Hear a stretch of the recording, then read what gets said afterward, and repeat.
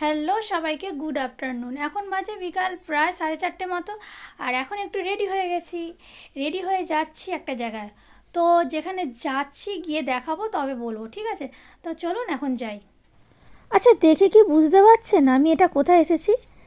হ্যাঁ, ঠিকই ধরেছেন, এটা একটা গুড়শাল। গুড়শালে এসেছি গুড় কিনতে। আর ছোটোবেলায় না এইভাবে দুপুরবেলা শীতকালে বেরিয়ে পড়তাম গুড় আনতে। আজও ঠিক তাই, অনেক দিন পর এইভাবে কিন্তু বেরোলাম গুড় আনতে।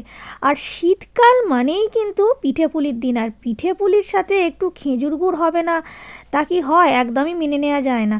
তাই প্রথম দিন আজকে আনতে এসেছি, দেখি কীরকম খেতে লাগে, তারপরে যদি ভালো লাগে আবার এখান থেকে নিয়ে যাব।